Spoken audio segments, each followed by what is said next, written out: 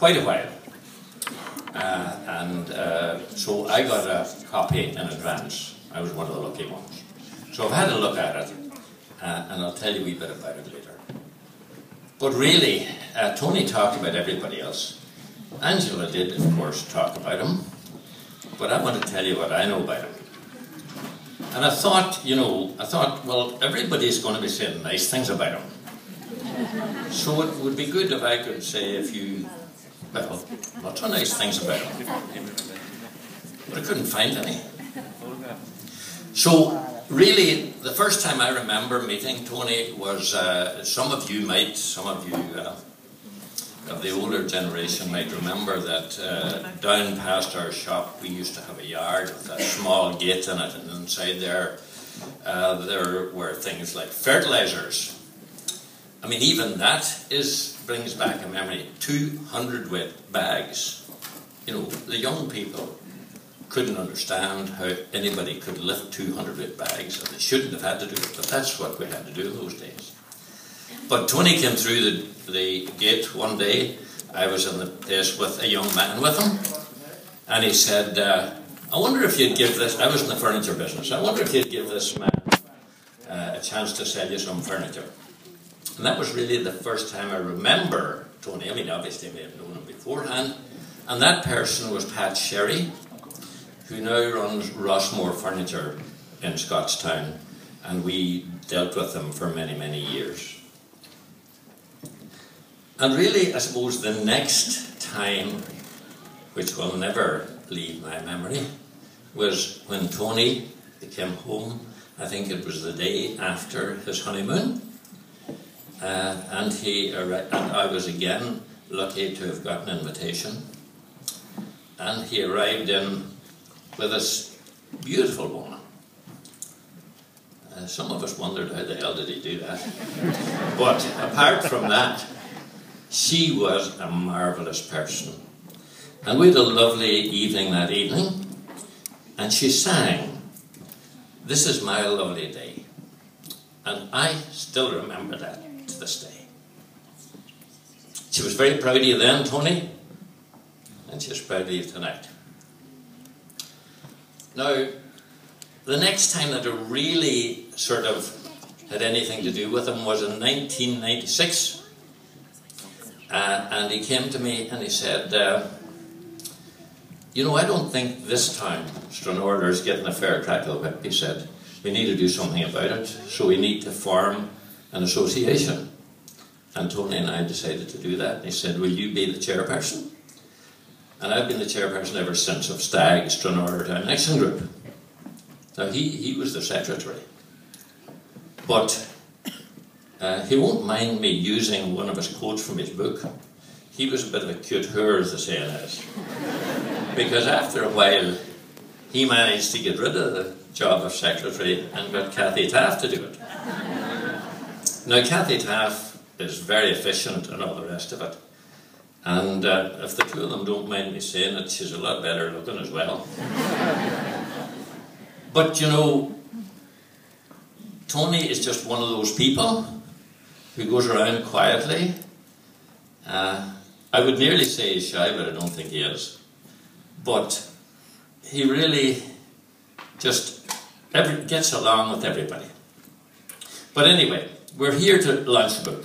And I just want to, I've had the chance to read over it, and a few things have been of interest to me. And one of the first one is about the flax. And what I think this book is going to do for people, well, people of my generation, for people of the younger generation, it's going to teach you about what happened when your dad or your mum were there, were your age. And I remember flax strikes one bell. We, as a family, kids, two girls, myself, used to hear my father was going to sell the flax. And the excitement was immense. Because when he sold the flax, he took us to Ballybofey and bought us ice cream. I mean, it sounds ridiculous, but it's true. And we look forward to that for weeks. Now, the second thing is just for people, I mean, I knew a little bit about the formation or founding of Ballybofey and Stranorlar, but in the book Tony gives a lot of information in that which just everybody will want to know about. Water power was interesting to me because my father had the water mill. The fairs. I remember the fairs when I was quite young, but the thing that I remember particularly about it was that it was always raining. And I believed in my innocence that God sent the rain because all these people were cursing on the street. And I really did believe it at one stage. Bringing home the turf, well, all that reminds me of is midges, really. Terrible, terrible. The railways. Well, I suppose the railways are special to me, apart from just the normal thing, because I met my wife Myrtle on an excursion train to Stranorlar 60 years ago. And the thing that's great about it is the railway stop when we're still steaming home.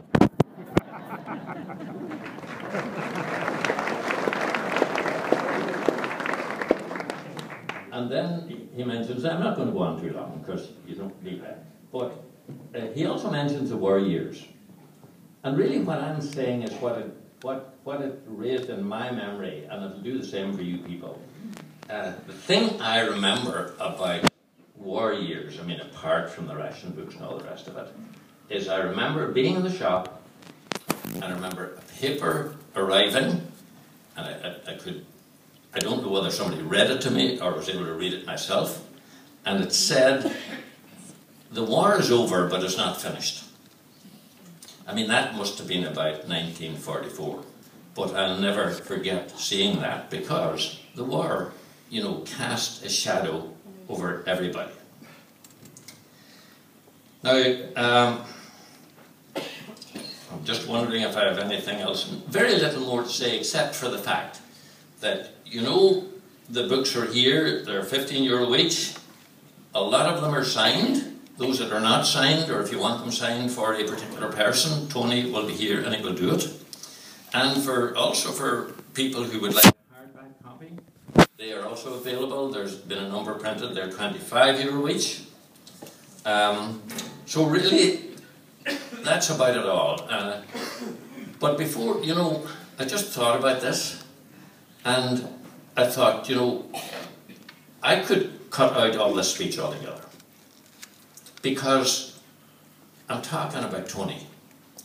Now well what I could have said, except I probably wouldn't have got paid, you see, was that he gave all the proceeds that are over after to the Donegal hospice. And that's Tony. Now, I would like to launch this book for Tony, and I hope you all buy it and enjoy it. Thank you.